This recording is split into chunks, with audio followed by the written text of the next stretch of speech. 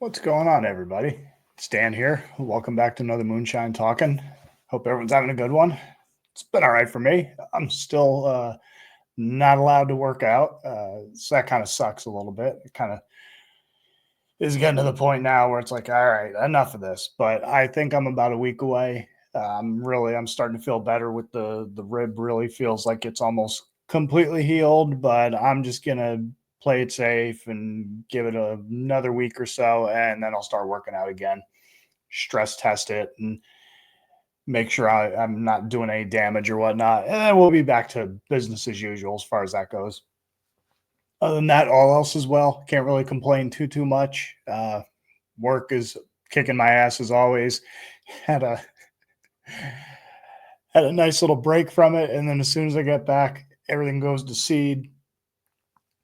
This one gets the Rona and is out for a bunch of days. This one gets into a car wreck the night before I return. So we're very short staffed this week, which means that I got to pick up the slack on the sales floor, which means I can't get my other work done. And so things get backlogged. So it is what it is. But, everything will get done eventually. But other than that, I'm working on my end of the year list. I've been steadily working on that the past couple weeks, just trying to compile everything and make get a nice little list going, and then try to figure out what goes where. I pretty much got a lot of it done, but it's towards the back end of it. It gets kind of difficult because there was so much killer music that came out this year.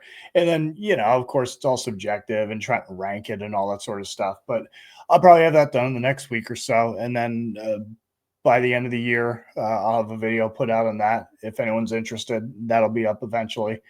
And then also, I know I mentioned it in the last news thing I did, but HoloLeg's new album comes out tomorrow, so I'm stoked for that. I went and purchased it digitally.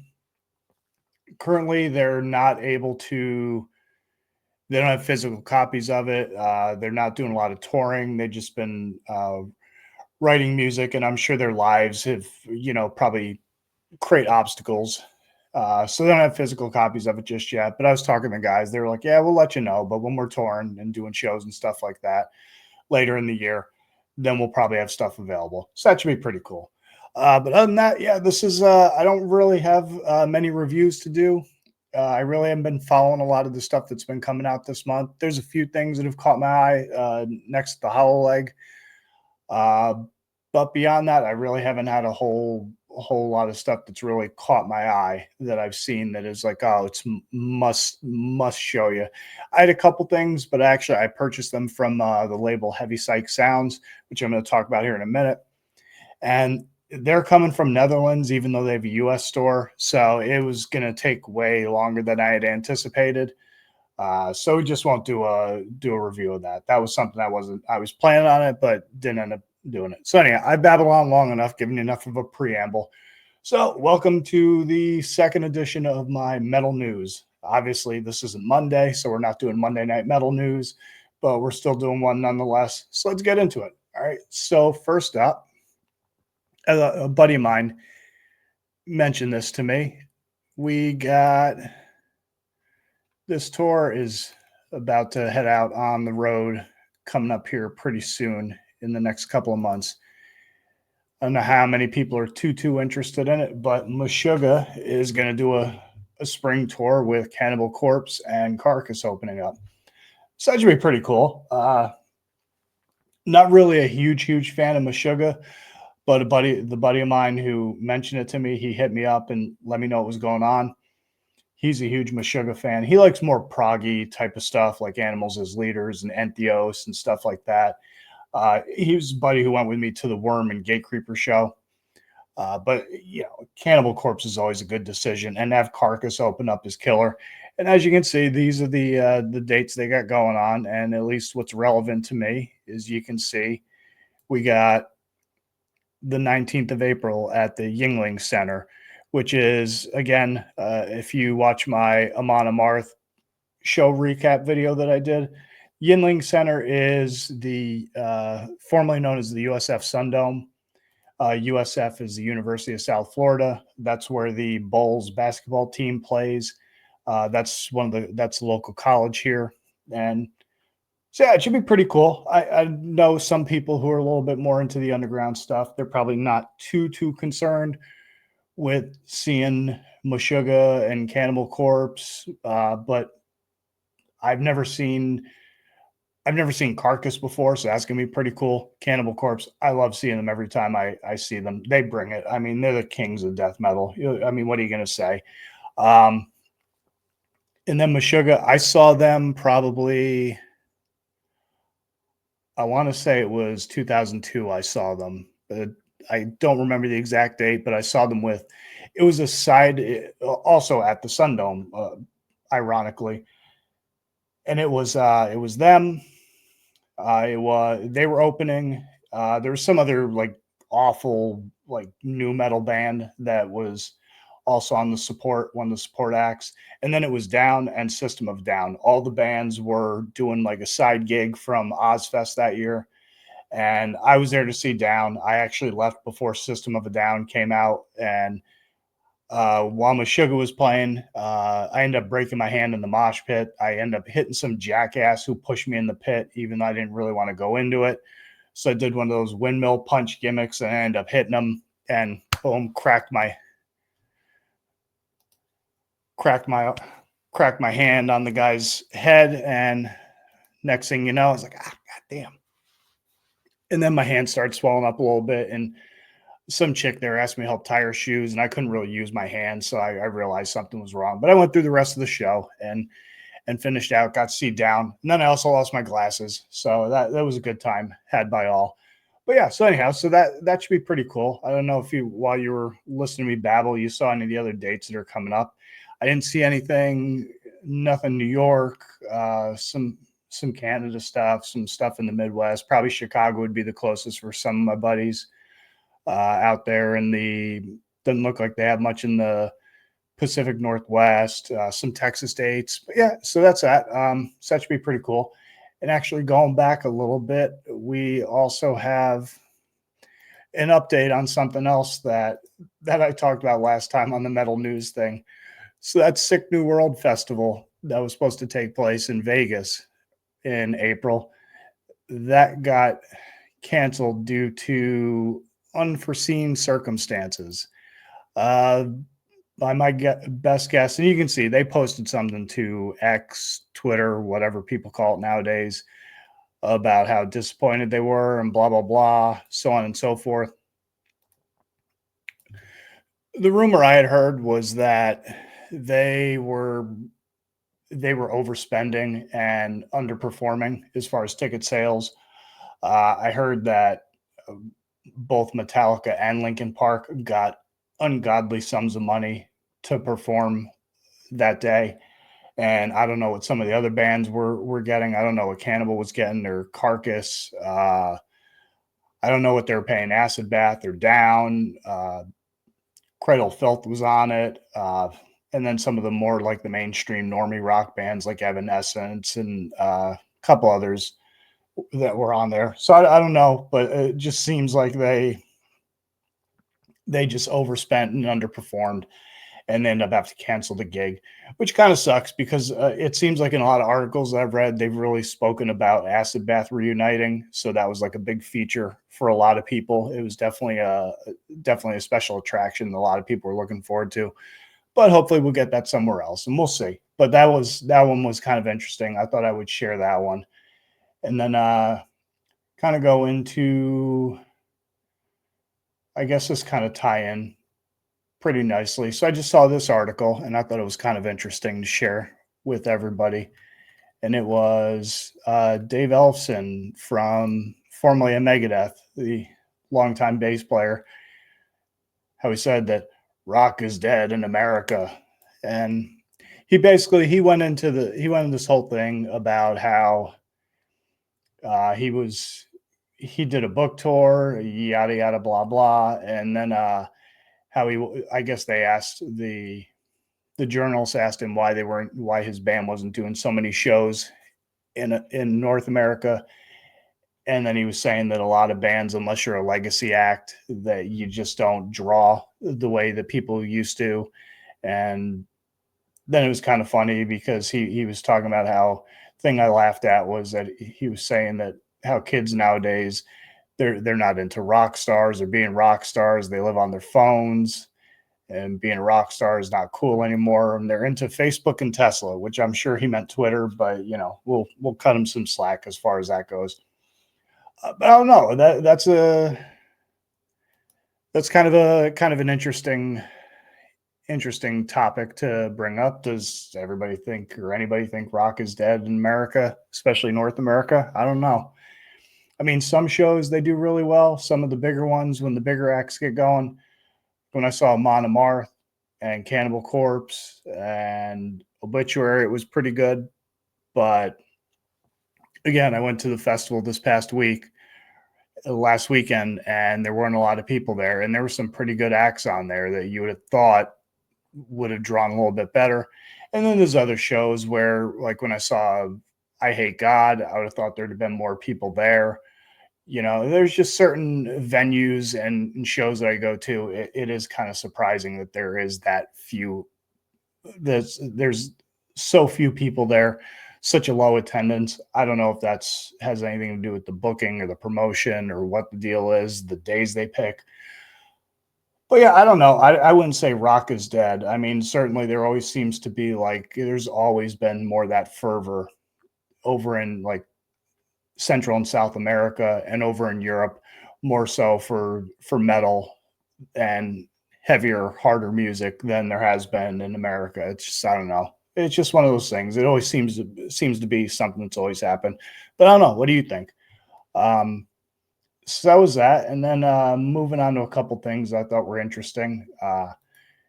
We had a couple singles that came out recently that I thought were pretty cool. So we got the band King Buffalo, who are more of they're a Rochester, New York based psychedelic rock, stoner rock group. One of my favorites in that from that genre, and they are fantastic. They're a fantastic three piece. I've mentioned them multiple times before, and they just put out a new song, Balrog.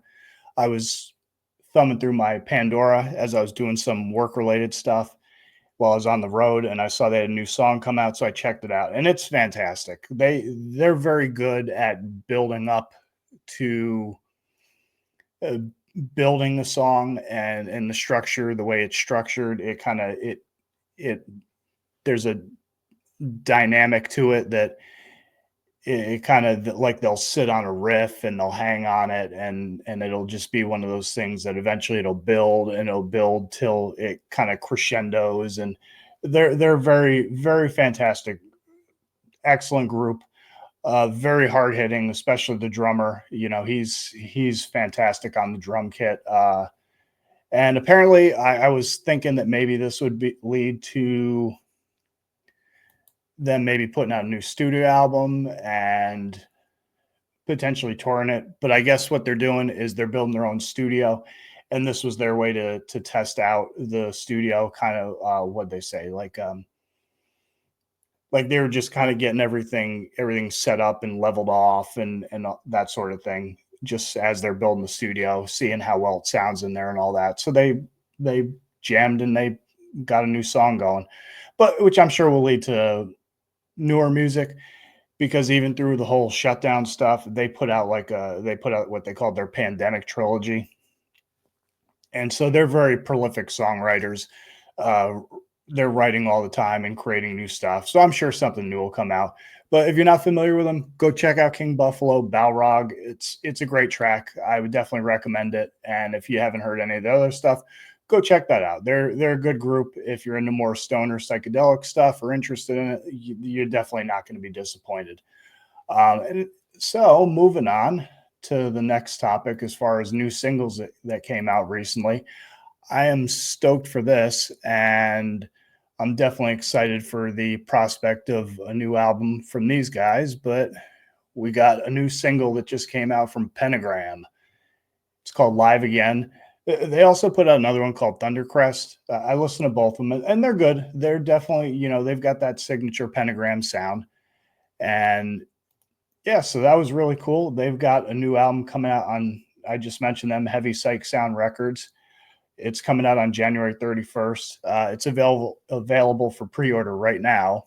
So if you want to get it and you're here stateside, I would recommend pre-ordering it now, because by the time that the order places and they ship it out, it'll probably get here. It might get here a couple months later. So I don't know if you plan on, like, I'll probably end up reviewing it. That'll probably be one of the things I review early on in next year. But as far as getting a physical copy of it, that'll probably take a minute. But yeah, it's really good. Again, it's Bobby Liebling with a bunch of hired hands. He's got, I got to pull up the, he's got a guy by the name of Tony Reed, who's doing guitar and producing. It looks like a lot of the people that he has working with him are Tony Reed and both Scooter Haslip. They're both, I'm not familiar with Maj Generator, but that is a band that they're both affiliated with. There was another band that the two of them are affiliated with as well. And then probably the most notable person in the band is going to be Henry Vasquez. That's Henry right there. And most notably, he is the drummer. He's been the drummer for St. Vitus for quite some time now. And the last album he did was the self-titled. And before that, he did the Lily F65, which was decent, not a bad album. And yeah, so that it should be pretty cool. I'm looking forward to some new Pentagram. That's one of the things that I'm anticipating with the new year coming up. There's a couple other things which I'll mention another time. That might be like a sister piece to the album of the year thing. Like I did that last year too, to the most stuff that I was anticipating, looking forward to. But that would be, spoiler alert, that'd be one of them, is a new Pentagram album. And then I had another one, but I didn't have the thing pulled up. But let me see. I'm going to stall for time here real quick. There was a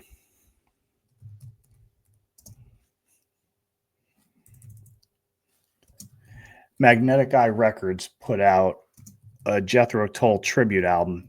And I had posted a link to one of the songs on there because The Sword did one of them, which The Sword is one of my favorite. They're one of my favorite stoner rock, psych, hard rock, just straight up heavy metal bands. And it was really good. Magnetic Eye Records just did a full album premiere on their YouTube channel tonight. So I'm sure you could go check that out. If you want to go check it out at some other time, here's some of the other bands that are on there. A lot of them I'm not familiar with, but they're kind of like more underground, stoner, hard rock, heavy metal stuff, more along the hard rock and stoner rock side.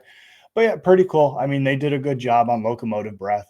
And yeah, and then so that was that. And then I got one more neat little feature that I figured I'd share. So as you all know, I love to go to live shows and check out bands and stuff like that. So I figured one of the main places I scope out looking for shows that are coming up, it's one of the booking companies here called Endoxa Booking. I figured we would hop on their site real quick and let's see some of the interesting stuff that's coming up in the next year or so, or the next couple months, I should say.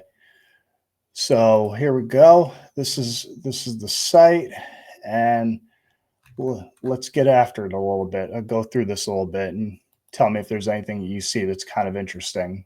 So probably the first thing coming up next year as far as live shows, it's going to be pretty cool to see. I'm going to try to get the night off for it. It'll be Nile and 6 Feet Under. I know people, Psychroptic, I'm not really familiar with them. Embryonic Autoposy, not really familiar with them. But yeah, big fan of Nile. It'll be interesting to see old Chris Barnes doing his thing. It's been a long time since I've seen him live. There's a funny story to that if any of you want to hear it. actually this will be a cheap way to try to get people commenting on the video. If you want to hear the Chris Barnes story, then leave a comment and I'll tell it in a future video.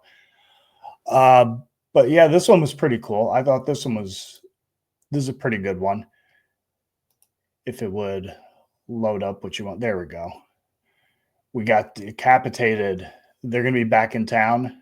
They're doing Nihility. They're doing the whole album, it looks like. And they got Incantation. Ooh, they're doing Mortal Throne of Nazarene. That's killer. Darkest Hour and Ex Mortis, not really familiar with either of them. But yeah, that one, I may be taking off the night for that one. That's a killer show. That's one of that might be their best album. So it's definitely something that is worth seeing. Aborted, Vault of Horrors came out this year. It's pretty cool. I like the flyer. Got the whole Art the Clown thing going on. As far as some of the other bands, Ingested, and I'm sure it's all like brutal death and grindcore type stuff, but that'll be an interesting one. Not really interested in like the pagan folk metal, Corpiclani and Ensiferum and all that sort of stuff. It just doesn't do much for me. Most of this don't care. This one was actually really interesting. This one I'm gonna probably try to hit up if I can, if my schedule permits it. Napalm Death, Melvins, and Weed Eater. That's a pretty good show. And then Shane Embry's Dark Sky Burial opens every show, so that'd be interesting. I'm not a huge fan of Napalm Death. I like some of their stuff. I understand the importance of the band itself, but that's one of those bands I just never got heavily into. Like I like some stuff that I've heard from them. But sometimes it's one of those things, this might be the controversial part of the video, but I don't know. Last time I saw them, it just seemed like you hear Barney and he gets up on stage kind of like proselytizing and preaching to the crowd. And some people are into it, but other people, you tell that they just didn't want to be bothered or couldn't be bothered with it, or probably very quietly disagreed with him. So sometimes it's kind of off-putting listening to him injecting his politics, but that's also something they've always done. So if it's not for you, it's not for you. Not really agree with a lot of things that he says. So it kind of is just like, okay, can we just get back to the music? But yeah, that's just me, different strokes for different folks, I suppose. But yeah, point being, I'm not really a huge Napalm Death fan. But Melvins I love, and Weed Eater would be really cool to see. They're a really good stoner sludge band. So yeah, so that's that. So that's what I got for you. Hope you enjoyed it. Hope you enjoyed the metal news. I'll try to do this a little more often when I can find some stuff. I again tried to find wrestling stuff, but I couldn't find stuff that really interests me. They had a big show, Survivor Series, which is like a Thanksgiving tradition, a November tradition that they do, the big event, and they combined it with War Games, which is a two ring surrounded by steel cage match. Started in the NWA, WCW, and its origins were it was set up when the Four Horsemen used to run roughshod back in the 80s over Dusty and Magnum TA and the Road Warriors, Lex Luger, all the faces, Sting, and guys like that. And it was always one of those things where, Ric Flair would always have the Horsemen interfering on his behalf, and nobody could ever take the belt off of him. So they finally came up with this, and anytime anybody else was, like if Tully was fighting somebody, they'd interfere, or if Ole and Arn were working with somebody'd interfere. So the whole concept was, we'll try to keep all these guys in, so this way they can't interfere in the matches, and they have nowhere to run to, because they'd always, they do the cowardly heel thing and run off. So that was kind of like originally the concept behind it, but it's kind of a cool match, cool concept. Booking it together with Survivor Series is kind of like, I wouldn't have done that. That wouldn't have been something I would have done, but that's just me. It kind of seems like overbooked nonsense, like you're trying to throw too much crap at the wall. And I don't think people really. I don't know how much it got over with the fans, but I would much rather see a bunch of Survivor Series matches, and then even do a throwback thing where you'd always have the final survivors of all the matches come back for one more at the end of the night, and stuff like that would be a little bit more interesting to me. But anyhow, so that's that. That's what I got for you. Hope you enjoyed it. If this were network TV, we'd probably throw commercials in and we'd have a half-hour news show. So I hope you enjoyed it. So as always, I'm Dan. Thank you for joining me here with Moonshine Talking. As always, stay sick, stay heavy, stay brutal. Always tuck your chin upon impact. Don't forget to breathe. Everyone have a good one. I'm going to go eat. I had some chicken cooking in the crock pot. It's smelling delicious, and I'm going to go enjoy that. And everybody, you enjoy the rest of your evening. I'll talk with you all soon. Later.